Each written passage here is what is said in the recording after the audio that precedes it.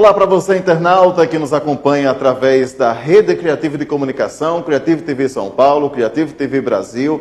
Você que nos acompanha também por meio dos canais de comunicação do Dr. Nelson Luiz Raspes, no canal do YouTube, e também da doutora Simone Ventura. Começa agora o programa Olhar Humano dessa segunda-feira, que, como sempre, traz sempre um assunto inovador, diferenciado e que traz um impacto sobre o seu dia a dia, reflexão em vários pontos do seu dia a dia. O programa de hoje está mais do que imperdível, mas antes de tudo nós queremos agradecer também o seu carinho pelo último programa e no decorrer desses programas também, que a gente sempre traz assuntos, sempre tem você participando cada vez mais. Nós agradecemos muito pelo seu carinho, nós agradecemos muito pela sua atenção, pelo seu compartilhamento, pela sua participação e pelo alcance de internautas cada vez mais crescente aqui pela Rede Criativa de Comunicação. Nós agradecemos muito o seu carinho e agradecemos demais a você que já está com a gente e convidamos para ficar com a gente durante o programa de hoje com 1 hora de duração e que hoje traz um assunto incrível.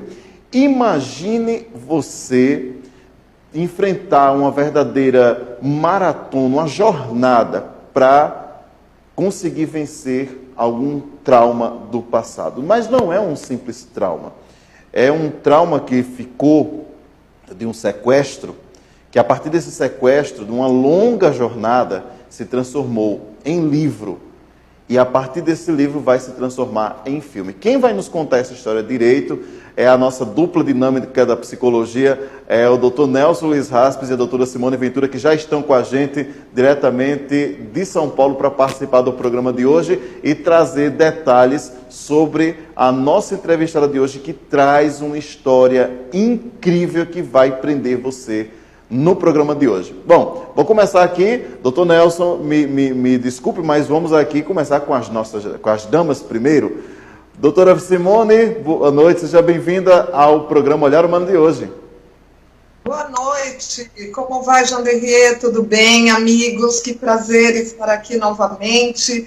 E nossa, que bacana, né, Janderrier? É o nosso último programa, que sucesso, né? Fiquei muito feliz. Exatamente, sucesso completo de público, foi espetacular. E como sempre, a tendência é só crescer, porque a Criativo TV São Paulo está crescendo cada vez mais. Vou aproveitar também o ensejo e vamos ouvir a saudação do nosso Dr. Nelson Luiz Raspes. Boa noite, seja bem-vindo, Dr. Nelson. Boa noite, DRE, amigos do programa Olhar Humano. Uma satisfação aqui mais uma vez apresentando um programa. E como você bem falou, esse tema mexeu muito com a gente também, né, Simone? Esse tema mexeu bastante com a gente. E vocês vão ver que depoimento sensacional da Fátima Souza, onde ela vai falar do período que ela fez um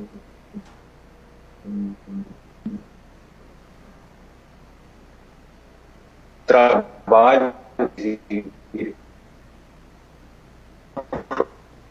sequestro, como você mesmo falou, ela demorou, ela transcreveu tudo isso no livro, e que a partir do ano que vem vai começarem as filmagens do filme, já está em fase de pré-produção.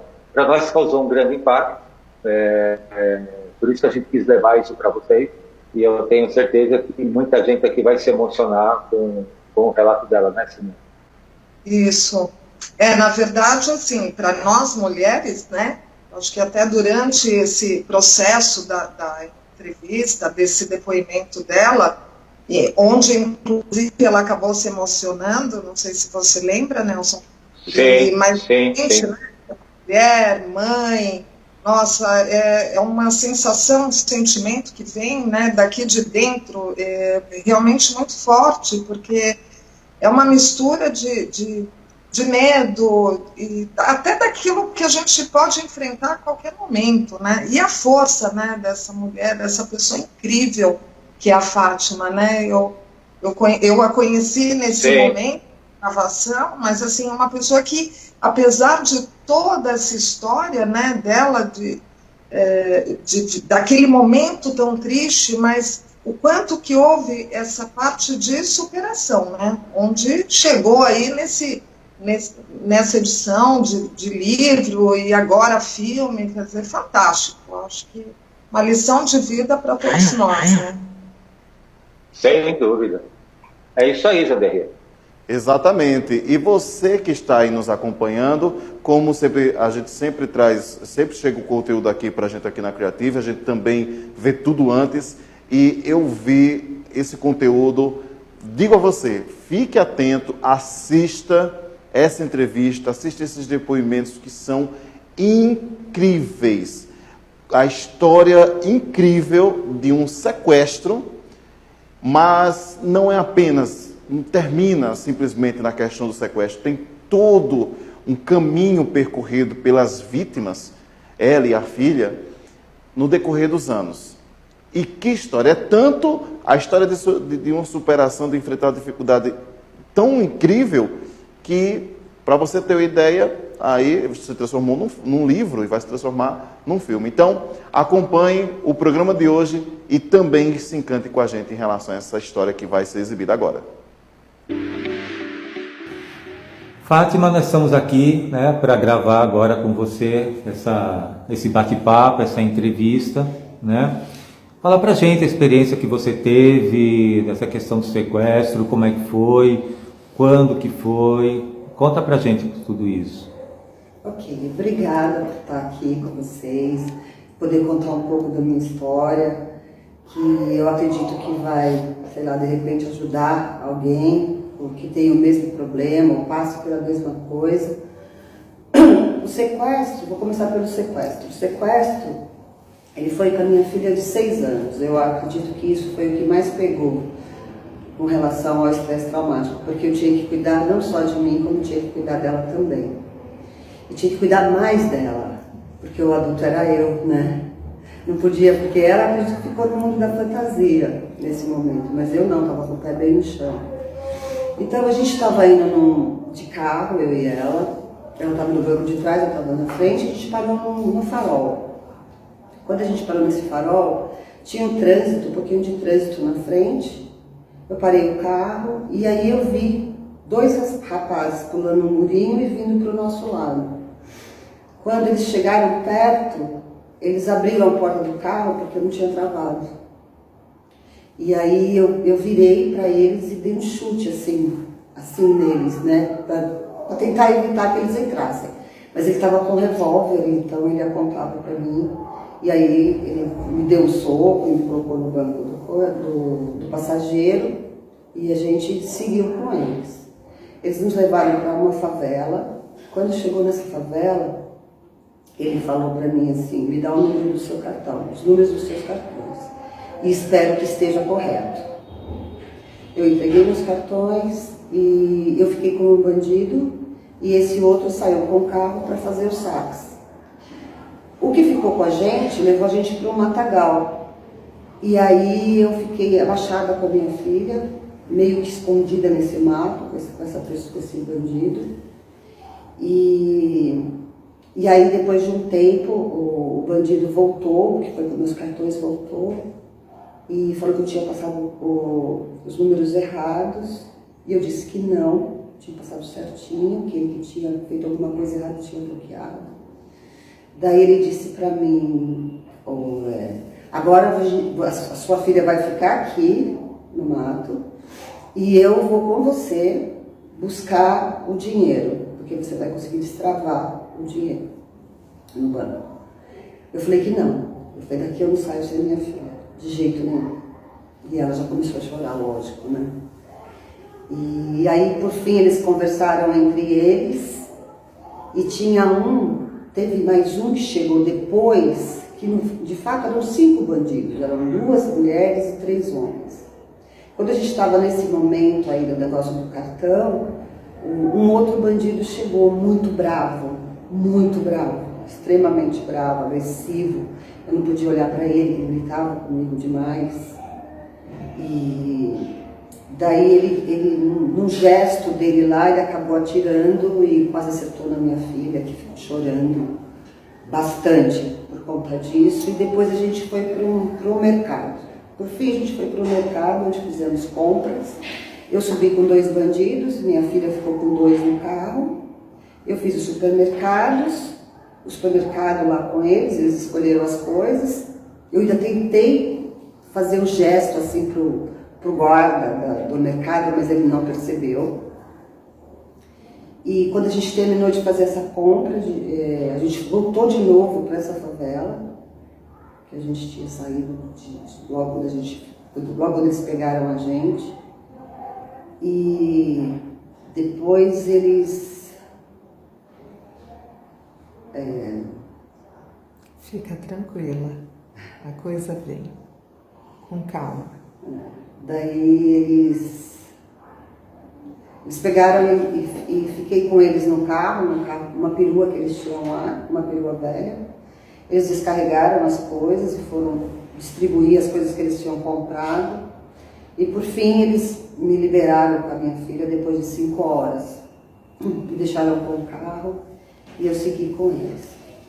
Fala um pouquinho, desculpa, fala um pouquinho desse sentimento, né? Durante esse período todo que você passou com eles, essas 5 horas, o que foi vindo para você? Na verdade veio tudo na minha cabeça, veio a minha vida inteira na minha cabeça. Sim. Que eu não ia sair mais dali, que a minha filha ia morrer, que eu ia ser estrupada, que ela também ia ser estrupada, que não tinha mais chance de vida. Eu achava que a gente não ia conseguir sobreviver. E nisso eu pensava, nossa, se eu tiver a chance de sair daqui, eu vou fazer tudo tão diferente. Sim. Pensei mesmo, vou fazer tudo muito diferente. Tem pouco tempo, mas de grande reflexão para mim. E é interessante porque eu queria só abordar uma coisa, que você escreveu um livro que começa, na verdade, a partir daí. Sim. Eu acordei assim, Sim, depois sim. do sequestro. É isso? É isso. Fala um pouquinho sobre isso pra gente. Como você acordou? Eu acordei diferente. Eu não acordei, não era mais a Fátima. A Fátima, ela tinha ficado lá naquele matagal. Ela não voltou para casa. Como se eu achava que eu tinha morrido, na verdade. Eu achava que eu tinha morrido e que o meu espírito é que estava ali. As pessoas estavam falando comigo, mas não era eu. Era uma coisa muito estranha, muito esquisita. Eu ia trabalhar, eu tinha todas as funções, fazia todas as coisas, mas eu não estava viva. Na minha cabeça eu não estava viva. Sim. Muito esquisito, uma sensação muito estranha. E demorou um tempo, acho que uns 3 ou 4 meses, para eu cair a ficha de que eu estava viva ainda. E a sua filha, que estava com você, como é que foi para ela? A minha filha, ela, a princípio, ela não queria falar sobre o assunto, daí a gente levou ela no psicólogo, ela se negava completamente a interagir com o psicólogo, não queria falar sobre o assunto de jeito nenhum. Não teve como ela continuar a terapia porque ela não aceitava. Então, não tinha muito o que fazer. Agora, Fátima, o que aconteceu com você depois desse sequestro? Que situações que você teve que enfrentar na tua vida após esse período de sequestro? Situações bem adversas, porque eu perdi o emprego, né? Porque estava doente e me mandaram embora para a secretária, um escritório de advocacia, e eles fiz um acordo lá com o chefe me mandou embora. Então eu perdi o emprego, perdi a saúde, porque eu não conseguia mais trabalhar, eu não era mais produtiva. Os médicos que eu passava, eu não conseguia reconhecer qual que era a doença que eu tinha, então eles só passavam remédios. E eu não tinha melhora de jeito nenhum. E foi bem difícil, porque você acaba que o mundo cai em cima da sua cabeça, né? E você tem uma vida normal dentro que você acha que é normal. E de repente sua vida se transforma num verdadeiro inferno, porque a minha vida virou um inferno. Literalmente. Literalmente. Com internação, como é que foi? Sim. A minha primeira internação foi porque eu estava escutando vozes, né, vendo vultos, ouvindo. É muito estranho, porque aquelas vozes, elas se misturam, como se tivesse voz boa e voz ruim, tivesse o espírito bom e o espírito ruim falando com você. É muito esquisito, é uma sensação. E comecei a ter palpites, e os meus palpites eram dados por esses tais espíritos, que na época eu achava que era espírito, e eles me contavam as coisas, e por mais incrível que pareça, eles acertavam em algumas coisas. Que tipo de coisas? Coisas assim, tipo que, por exemplo, uma coisa que a pessoa não queria me contar ou não quisesse que eu soubesse. Eu ficava sabendo, aquelas vozes me diziam o que estava acontecendo. Entendeu? Uhum. Tipo, como se fosse você está me escondendo alguma coisa, vamos supor. E aí aquela voz vinha e me contava, olha, o Nelson está fazendo isso por trás de você. E depois eu fiquei sabendo que realmente você tinha feito. No caso, eu vou contar o da secretária que ficou no meu lugar, que foi o seguinte, eu sabia, as vozes me diziam que ela estava querendo pegar o meu lugar. Que eu saí da empresa, mas eu ia voltar para essa empresa de novo. A ideia inicial era essa.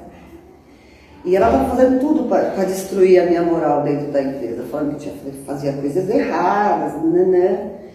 E um dia eu falei com a secretária que trabalhava lá, outra secretária, e ela me contou exatamente o que eu tinha sentido. E uns dias antes de eu sair de licença, né, eu saí do trabalho, eu falei para essa mesma amiga que ela estava grávida, que a voz me falou. E ela não sabia, ela não estava, na época, não estava nada, e realmente ela estava grávida. Você chegou a contar sobre essas vozes, esses palpites para alguém da sua família? Eu falava, eu escutava, eu tinha uma coisa assim que eu escutava música evangélica o dia inteiro, porque eu tinha que me conectar com alguma coisa espiritual, porque eu estava muito perturbada. Então, eu contava para minha família, contava para os médicos, essas coisas eu contava assim para os médicos, eles falavam que eu estava tendo alucinação. No caso, alucinação auditiva, né? A primeira internação, no caso, foi por conta de ver os vultos, de ver escutar, tal, fui internada. E aí eu contei para o médico, depois de 2 dias que eu estava internada, porque eu não tinha falado ainda para ele. E aí ele me passou o Aldol. E aí eu parei de ouvir as vozes. Não sei se fechou o canal, ou não sei explicar. Acho que a medicação acabou ajudando, né? Com certeza. Mas você comentou aqui em off pra gente, né, que você teve várias internações, tomou muito remédio. Sim, sim. No começo da doença, quando eu não conseguiam detectar que eu estava com estresse traumático, os psiquiatras me enchiam de remédio e eu cheguei num ponto que eu babava, tinha que me levar no banheiro, porque eu não conseguia, não andava, não tinha mais vida. Era uma coisa eu virei um vegetal que as pessoas tinham que cuidar. Totalmente, eu não conseguia mais cuidar de mim. Houve um momento em que você, parece que, pelo que você colocou, você tentou o suicídio? Sim, sim. Eu tentei o suicídio, eu tentei pular do sobrado que eu morava. E aí a minha família me pegou, porque a minha família é a coisa mais importante que existe, porque sem ela fica muito difícil, fica quase que impossível. E a minha família, graças a Deus, eles me abraçaram o meu problema e cuidaram realmente de mim. Meu irmão, ele cuidava tanto de mim, que a gente morava no mesmo quintal. Então, eu tinha que dormir com a janela um pouco aberta, e ele não dormia, ele ficava na escada, tomando conta de mim à noite, porque ele tinha medo de eu fazer alguma coisa. Caramba. Então, família é importante demais. Caramba. Fátima, explica um pouquinho, eu sei que é difícil esse sentimento, porque assim, você colocou que durante o sequestro você tinha muito medo de morrer, né? E com isso esse apego, essa vontade de se manter viva. Uhum. E de repente, quando você conseguiu sair de tudo isso e já estava, graças a Deus, tentando seguir a sua vida, você sentiu a vontade de morrer, de abreviar essa vida. Uhum. Como é que você viu assim esse sentimento, talvez, essa coisa tão ambivalente de vida, né? De querer viver e ao mesmo tempo querer morrer?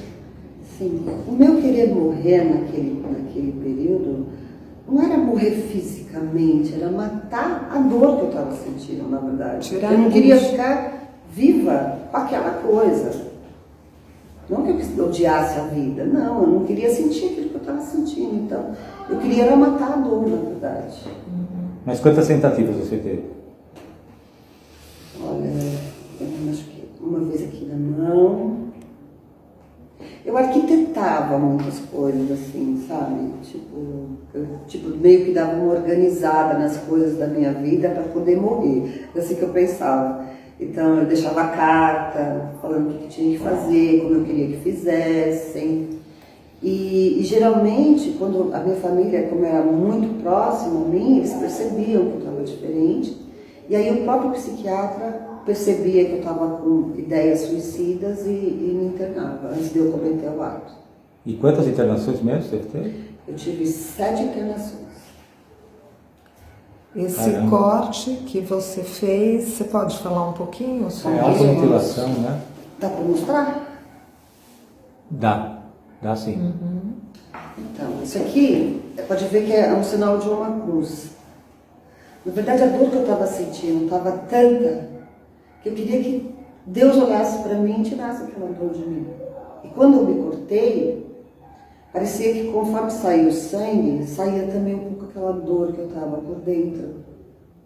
Tanto é que quando eu cheguei lá no hospital, eu falei para o médico que eu não queria anestesia, que eu queria sentir aquela dor, a dor física, para perceber que eu estava viva, entendeu? Porque estava doendo tanto, tinha transcendido a dor. Eu não sei como que é a dor de um câncer, mas a dor da depressão maior também não, é bem difícil. A sua depressão chegou no fundo do poço mesmo. Cheguei no fundo do poço. Eu achava que realmente eu não ia conseguir voltar mais. Essa crise durou mais ou menos quanto tempo? Bastante tempo, Anos. Olha, comecei a ter uma melhora depois de 8, 9 anos da doença. É um tempo prolongado, né? Quando que foi o sequestro? O sequestro foi em 2002. Quando teve aquela explosão de sequestro no Brasil e as pessoas, os médicos, eu acho que não tinham muito contato com a doença de estresse traumático e por isso difícil o diagnóstico, medicamento foi difícil, foi tudo difícil. E o que motivou você a escrever o livro? Praticamente há quanto tempo você escreveu o livro? Olha, eu demorei 5 anos para escrever o livro. Não porque o livro seja grande, mas é porque eu fui lá na minha memória mesmo, fiz aquela catarse mesmo, para pegar lá no fundo tudo que eu achava que era importante colocar e tudo que eu gostaria de ter visto ou ouvido alguém falar. Porque quando eu tinha as minhas crises mais severas, eu queria ter um suporte assim, e não tinha. Eu achava que eu era a única pessoa no mundo que estava sofrendo com isso. E não é uma realidade. Existe muita gente que sofre. Muita gente mesmo, né? Quantas pessoas não passam por isso, né? Então. Ainda hoje a depressão ela é muito mal entendida, né?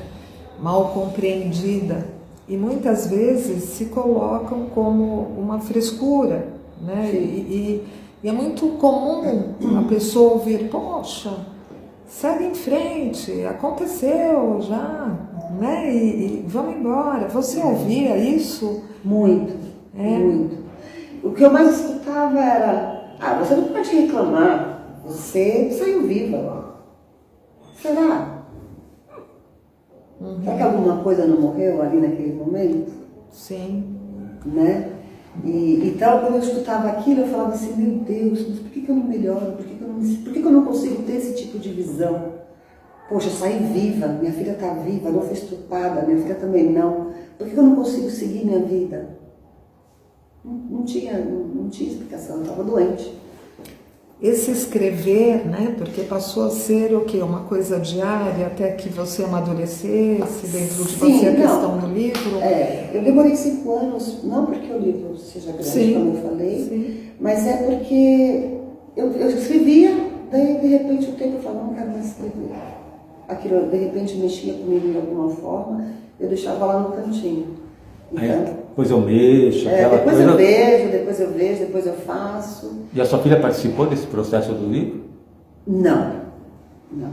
Ela já tem 23 anos, já tá bem adultinha, já. Então não participou, não. E quando você começou a perceber que a escrita acabou sendo para você também um recurso terapêutico, Sim. porque é muito bom, né? Escrever é uma forma de você colocar para fora também tudo Sim. isso, né? Quando você começou a perceber, enfim, porque no início, pelo que você coloca, foi angustiante, né? Você escrevia, de repente parava e não conseguia entrar muito em contato com isso. De repente você começou a sentir como uma coisa mais, Na verdade, leve ou não? Quando eu já estava melhor, a ideia surgiu da minha psicóloga. Ela falou, Fátima, sua história é tão interessante, você precisa escrever e contar isso. Você não pode deixar isso passar. Você deve isso.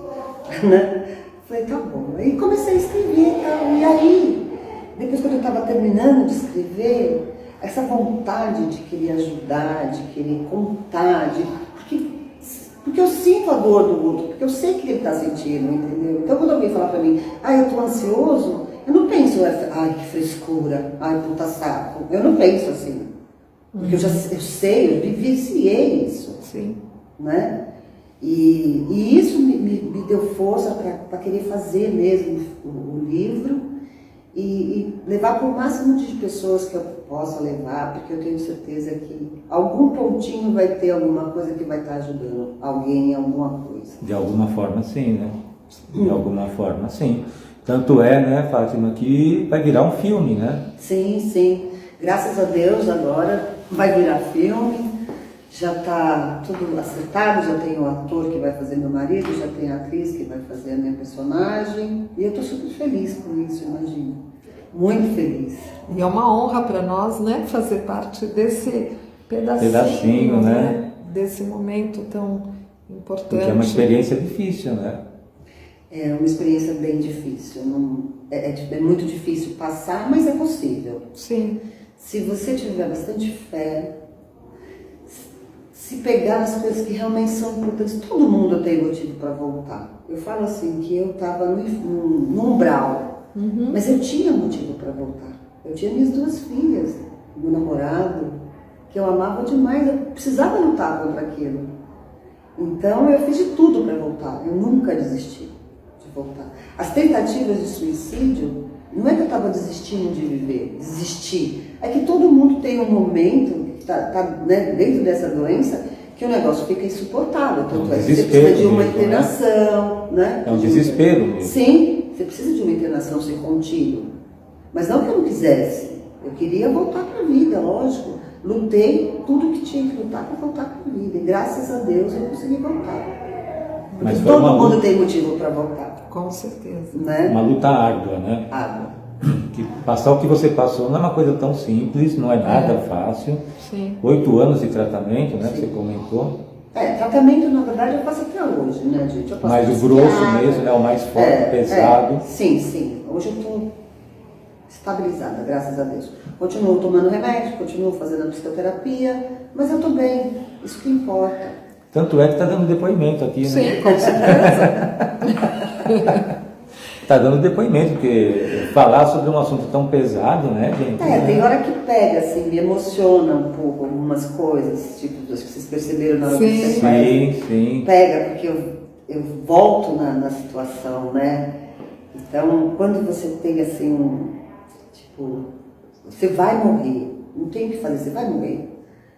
Eu acho que todo mundo tem esse revés de reanalisar a vida, sabia? Porque as pessoas que eu converso, que, tipo, passaram por situações parecidas, sempre fala isso. Em um segundo você pensa a sua vida inteira, você refaz tudo. E qual é aquela sensação, né, gente? É uma coisa... É uma sensação horrível. Eu gostaria muito que você falasse, Fátima, porque se a gente for pensar nos dias atuais, né, pensando na época em que você foi sequestrada, hoje a gente sabe que os assaltos aumentaram, a violência aumentou de uma maneira geral, né? Sequestros. Então, o medo que se sentia, né, há 10 anos atrás, hoje a gente percebe nitidamente que está muito maior. Sim, né? sim. Dá medo muitas vezes de sair da nossa garagem, né? De entrar na nossa casa. E você falou uma coisa muito importante e que também tem muito a ver com o teu livro, que é essa coisa de olhar a vida de uma forma diferente, com outros olhos. Sim.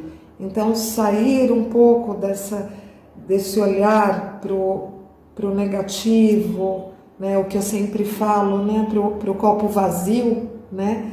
E olhar para todos os problemas, porque a gente para mesmo e pensa, poxa, perdi o emprego, tenho que pagar minhas contas e não tenho dinheiro, e por aí. Se você for parar hoje, nós temos milhares de motivos para nos deprimir. Da cama, né? Exatamente. E você teve, na verdade, um problema muito real, né? Assim, com a sua filha, um sentimento de impotência. Nossa, enorme, né? E praticamente durante 8 anos, pelo que você acabou comentando, você foi dado vários diagnósticos para você, nada tão fechado, e você em alguns momentos se sentindo até um pouco de cobaia, né? No meio dessa... Não, bastante, né? Então, eu participei da pesquisa no Hospital das Clínicas dos sequestrados. Eu fui uma das voluntárias que participou. Que bacana. É. E aí, como que você pode falar um pouquinho pra gente desse olhar a vida, né? Por mais triste que ela possa estar parecendo nesse momento, por mais difícil, né? Até que seja levantar da cama, o que você vê, o que te ajuda todos os dias hoje, né? Levantar, sair, trabalhar, abraçar as pessoas, encorajá-las.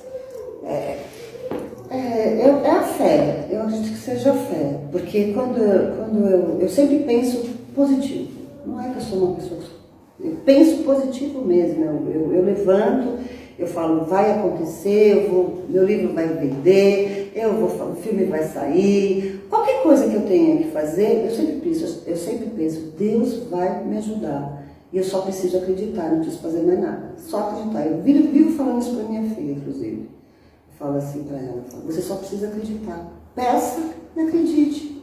Espera. Sem fobia, sem nada. Espera. Você acha que a vida deixou de ter aquele peso, aquela seriedade que antes tinha para você? Eu mudei muito, né? Amadureceu, né? Eu mudei muito como pessoa depois do sequestro, eu mudei demais. Você dá o peso certo. Acredito que seria mais ou menos isso. Sim. É aquela hora de questionar nossos valores mesmo, né? Aquela hora de questionar o porquê que eu tô assim, porquê que o outro tá assim. Na verdade, foi um momento de mudança mesmo. E eu precisava dessa mudança, né? Foi bom pra mim. Apesar de ter sido doloroso, muito doloroso, me fez tão bem tudo o que eu passei. Hoje eu sou uma pessoa... Eu me sinto melhor. Eu me sinto uma pessoa melhor. Imagino quem está assistindo, né, Simone? Sim. Ouviu o que ela acabou de falar. Sim. Achar a alegria, a felicidade. Apesar da dor, né? Apesar da dor. A minha psicóloga sempre falava isso. Ela falava, Fátima, você não existe. Você está em crise e fazendo piada. Como que pode isso? Porque eu estou sempre sorrindo, entendeu? E mesmo doente, quando eu estava um pouquinho melhorzinho assim, eu estava sorrindo e fazendo piada. Uhum. Então, é isso. Eu acho que é continuar sorrindo, mesmo que esteja difícil, mesmo que esteja, sabe? Acreditar em Deus, ter fé. Porque com fé você vai muito longe, muito longe. Bota longe nisso. Sim, com certeza. Bota longe. E o que você pode transmitir para os nossos telespectadores de mensagem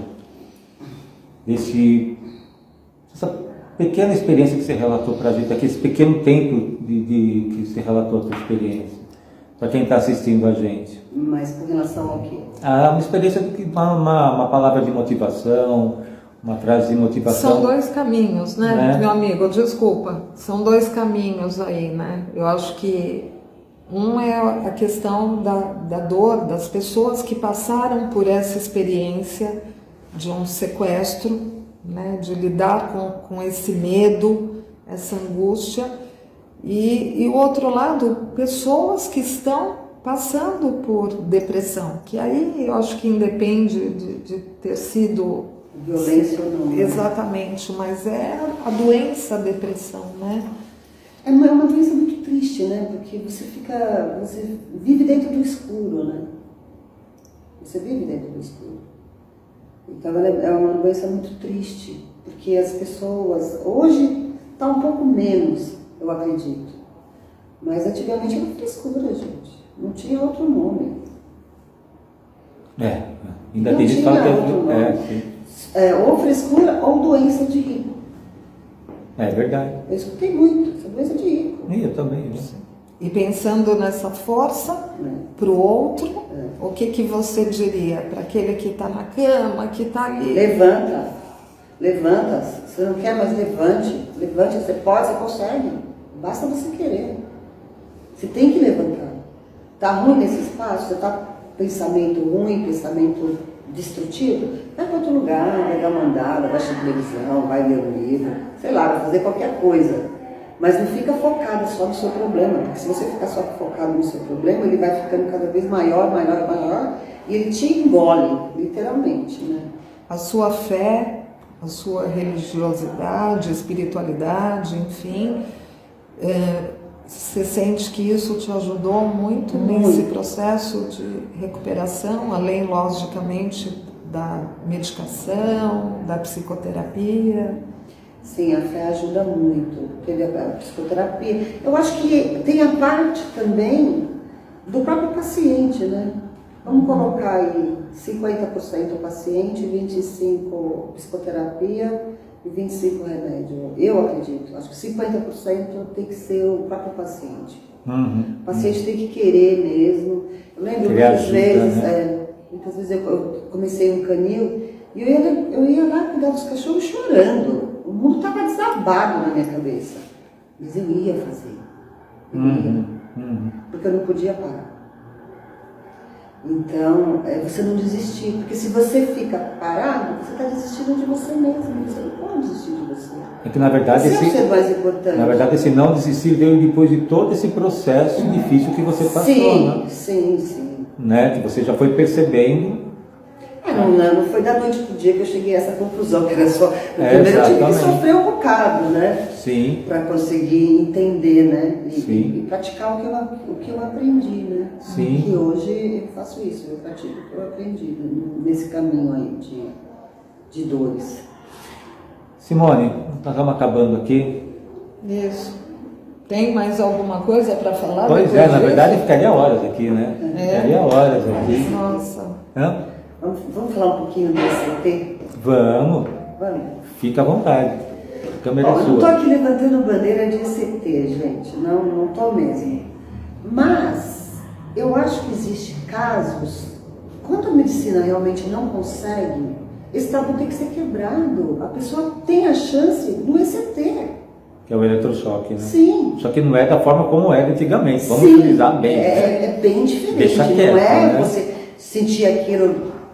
Você é anestesiado, você não vê, você não sente dor, você não nada, entendeu? E isso me trouxe para a vida, isso me acordou. Que legal. Isso acendeu a luz. Sim. Era o que faltava, a luzinha que faltava. Sim. É importante você colocar Dar isso, esse depoimento, né? Cada caso é um caso, sim, né? Sim. O importante é estar avaliando e, na verdade, a pessoa se sentir aberta a partir do momento que ela entende, escolhe, né, melhorar, né, eu quero me tratar, eu quero melhorar, o que eu puder fazer, né, e a família, na verdade, porque existem situações que o paciente não está ali nem em condições de escolher, né, o que é melhor para ele, mas que a família conheça o as primeiras sessões que eu fiz, eu não tinha nem noção, na verdade, né, a minha família foi lá, assinou. E eu assinei, mas sem nem saber o que era direito, né? Fiquei com puta do medo, mas fui com medo mesmo. E foi muito bom para mim. Fez eu acordar. Ou seja, isso é legal que você está falando, que tem gente que pensa que o eletrochoque ainda é um sistema antigo, né? Como era no Charcot, etc. E não é. Os antigos manicômios. Exatamente. E não é assim. Tem pessoas que ajudam ajuda fazendo, né, o ECT. Sim. Isso aí. Fátima, e agora como é que a gente encontra o Acordei Assim para as pessoas comprarem? Vocês podem comprar no site da Albatroz, que é www.albatroz.com.br, que é o site da editora. Lá vocês encontram o livro. Tem a versão física e a versão online. Ou sites como Americanas, Submarino, Amazon, esses lugares também você encontra. E o filme, quando que vai ser, começar as filmagens? Eu acredito que começo do ano que vem. Tá. Eu acredito que começo do ano que vem já vai estar começando a... Que já está em fase de pré-produção. Aí. Já. Isso aí. Sucesso, Fátima. Obrigada. Mas a gente só vai aqui finalizar e agradecer, Fátima, por você ter dado esse depoimento corajoso para a gente. E que fica aí a lição, né, gente? Para as Sim. pessoas estarem assistindo, passando, compartilhando, recompartilhando e vai distribuir, a gente vai distribuir em todas as redes sociais. E a gente vai gravar mais vídeos ainda, porque Com a gente certeza. tem muita coisa para falar aqui. Temos surpresas aí para Exatamente. os nossos próximos programas, né? É isso aí, telespectadores. A gente está em off aqui, mas vamos ficar aqui de frente só para finalizar o programa. Obrigado. Obrigada, gente. Obrigado, Fátima. Obrigada, Um grande abraço para vocês. Fiquem com Deus. E a gente está de volta. Até já. Até já. Até. Bom, pessoal, depois aí dessa gravação, de tudo que a gente fez, desse depoimento muito legal, a gente trouxe aqui também uma responsável por trazer a Fátima aqui para esse trabalho que a gente está fazendo, porque eu acho que ela foi uma grande intermediária na apresentação de tudo isso que a gente está fazendo agora, de muito importante, que é a Tatiana. Tudo bem, Tatiana? Tudo bem, Nelson? Prazer estar aqui com vocês. O prazer é nosso. A Tatiana é coach. Se apresenta aí, que eu acho que você pode falar melhor do que eu. Claro, eu sou a Tatiana Fernandes, sou coach de saúde e bem-estar, instrutora de mindfulness e conheci o Nelson e a Fátima pelas redes sociais. Ao buscar parcerias, né, para o desenvolvimento do meu trabalho, conheci o Nelson como psicólogo, conversamos, conheci a Fátima também por interesse em fazer uma parceria para divulgação em palestras, tanto do livro da Fátima quanto do meu trabalho, né, numa junção de esforços e incentivo mútuo. E eu vi um link grande com o Nelson depois de conversar com ele, por ser psicólogo, e por a Fátima ter dificuldade, um pouquinho de dificuldade na hora de se expressar, de como ela deveria expor a própria história, de até que ponto ela deveria se expor, do que falar, para levar o assunto da melhor forma possível para quem fosse assistir, com um impacto, mas sem prejudicar ninguém por a história ser muito forte.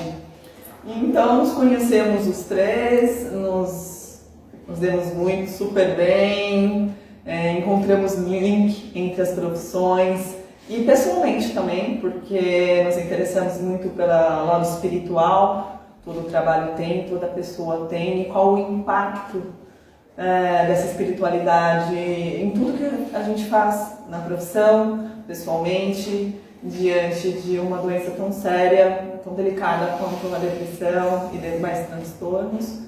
E juntos tivemos essa ideia da entrevista que vocês acabaram de ver, que é uma história maravilhosa, que me tocou muito. E você, Fátima, como está vendo toda essa parceria nossa aqui? Tá uma delícia, eu tô adorando. Eu tô adorando, você é uma graça, Tati também é uma graça, e os objetivos são os mesmos, as ideias combinam entre si, a gente tem o mesmo intuito, a mesma vontade. Então, parceria 10. Ai, que legal. Nossa parceria. E é isso, gente. Eu vou ficar ali na frente para falar um pouquinho, porque também o povo não vai ficar me vendo, né? Deixa eu sair de off aqui. Aí você fica aqui no meio. Isso, eu vou ficar aqui no meio. Até para a gente falar que para mim é uma gratidão estar participando desse projeto, desse trabalho, e que a gente também vai fazer outros vídeos, né? A gente vai estar divulgando outras coisas, abordando em tópicos também um pouco da experiência da Fátima em pequenos vídeos que a gente vai começar a preparar daqui para frente. Né, Fátima? Vai ficar muito bacana. Né, vai ficar legal. E vocês vão ver a gente, vocês vão cansar de ver a gente. Não é verdade? E é isso. Obrigado, meninas. Obrigada, querida. Um beijo para vocês. Beijo para vocês também. Fiquem com Deus. Tchau. Bom, que história, hein?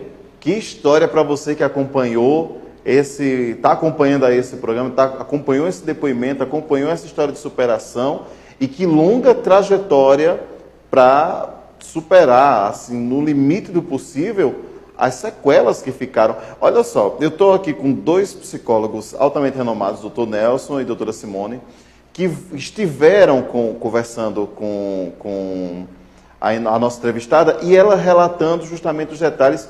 Bom, eu quero saber a opinião de vocês antes do psicólogo. Eu não sou formado em psicologia, eu fiquei abismado com a história do conteúdo que eu assisti. Eu gostaria de saber a opinião de vocês enquanto pessoa. Como vocês já se imaginariam numa situação como essa, de um completo sentimento de impotência diante das coisas da vida? Ela tentou cometer suicídio, ela ouvia vozes, né, na cabeça dela. Que coisa! Eu queria saber da opinião de vocês enquanto pessoa em relação nessa situação, tendo em vista esse comparativo de que ela ser forte, né? A nossa entrevistada ser forte e conseguir vencer as barreiras, dificuldades, como sequelas de um momento tão traumático na vida dela. Começando com a doutora Simone Ventura. Na verdade, vamos pensar até que na atualidade, né, é difícil hoje imaginar, dá para contar nos dedos quantas pessoas já não passaram por coisas parecidas, né? Eu, inclusive, cheguei a passar por isso, fiquei 2 horas dentro de um carro, com um bandido, com uma arma na minha perna, então eu sei mais ou menos o que é isso, né? Uma sensação de morte o tempo todo. No caso dela, é muito interessante porque a coisa se mistura. Você, né, percebeu que durante a entrevista ela fala da fé, ela fala da questão espiritual, ela fala da medicação, né? Então, que loucura isso. Eu até citei em alguns momentos a questão do ter sido, de certa forma, um pouco cobaia, né, desse experimento, porque ela falou em vários momentos que para os médicos era uma coisa muito nova a questão do estresse pós-traumático, né? E que com isso eles foram dando algumas medicações para ela e ela começou, na verdade, ao invés de melhorar, ela ia caindo cada vez mais e trazendo algumas experiências que ela já não sabia mais se aquilo era espiritual, né? Então ela trazia essa questão de ver vultos, de sentir cheiro, de se sentir como se estivesse num umbral, e ao mesmo tempo ela dizia que ela não tinha vontade de sair da cama, ela babava muito, andava com babador, né? Então veja que foi um processo difícil, até o momento que conseguiram tirar as medicações dela e introduziram o Aldol, que parece que foi quando realmente ela parou de ter essas alucinações. Mas independente disso, né, que eu acho que não cabe a nós estarmos discutindo hoje isso, porque ela sentiu realmente cada uma dessas sensações, mas o quanto que a fé foi importantíssima nesse processo, né? A fé, a esperança e a vontade de viver, a questão do suicídio, né, Nelson, onde ela fez aquele corte com a cruz, e ela falou também para a gente, né, o quanto ela queria ser olhada, né, por Deus, né, ser protegida, porque ela se sentiu abandonada naquele momento. Então, quantas pessoas hoje não passam por isso também, né, Nelson?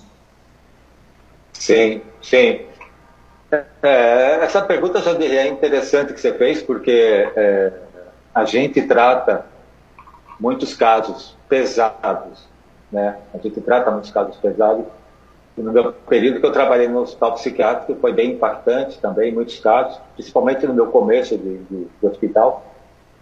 Eu me sentia na época, assim, também até na dificuldade de me adaptar porque até então eu nunca tinha trabalhado com pacientes psiquiátricos.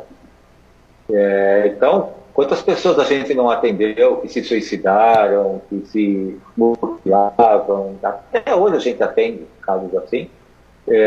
Mas eu confesso para você que o meu lado humano se sensibiliza muito.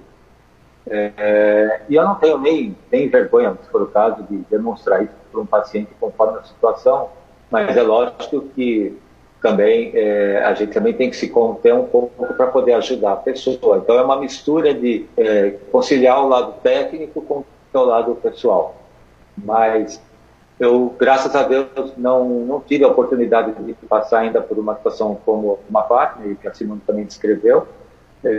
Mas eu me sensibilizo muito por conta de tentar me colocar numa sensação de empatia com ela, né?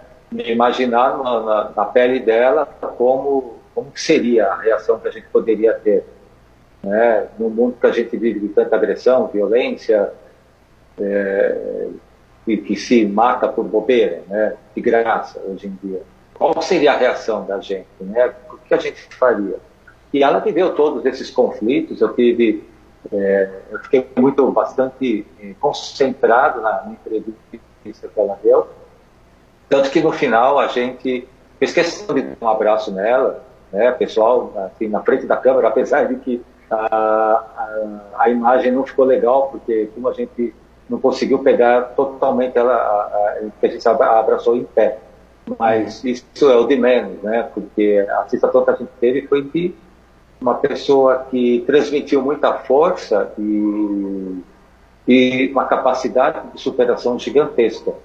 E hoje ela continua o processo psicoterápico dela, continua tomando a medicação, mas você vê ela conversando, ela risada, ela brinca com você, ela é uma pessoa extremamente solícita, brincalhona, tem humorada.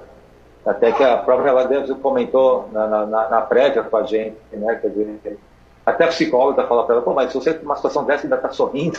Então, assim, talvez seja até uma forma de aprender a superar a própria dor também, né? Então, foi muito comovente. Eu acho que todas, não desmerecendo nenhuma entrevista que a gente fez ao longo desse primeiro ano, mas foi uma das mais impactantes que eu tive aí para prazer de gravar. E fica aí também uma prévia. Nós vamos também entrevistar o diretor que vai fazer o filme, né? Já está com o elenco todo escolhido, de fase de pré-produção, e ele se prontificou a gravar uma entrevista para a gente também. Vai depender, lógico, da agenda dele, mas acredito que ainda esse mês a gente consiga. Estamos aí no aguardo de um retorno dele. Tomara que dê tudo certo, que aí já fica uma sequência realmente dessa entrevista, porque a história é surpreendente e realmente não é à toa que se transformou num livro e está na cara, né? Na verdade, era inevitável que uma proposta de um filme não surgisse.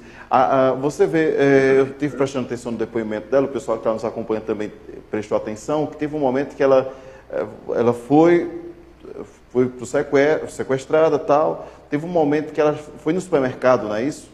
E tentou sinalizar para o segurança, para o guarda, alguma coisa desse tipo, e ele não percebeu. Agora, o nível, eu não tenho ideia, é inimaginável você lidar com aquela situação. Você está com um cara ali perto de você, com a arma apontada para você, pode disparar a qualquer momento, você vê uma chance ali, aquela luzinha no fio do túnel, como é o caso de um segurança, por exemplo, e ele não notar que você está em apuros, né? Que desespero deve ser da pessoa, e ainda por cima a pessoa tentar manter o controle numa hora dessa.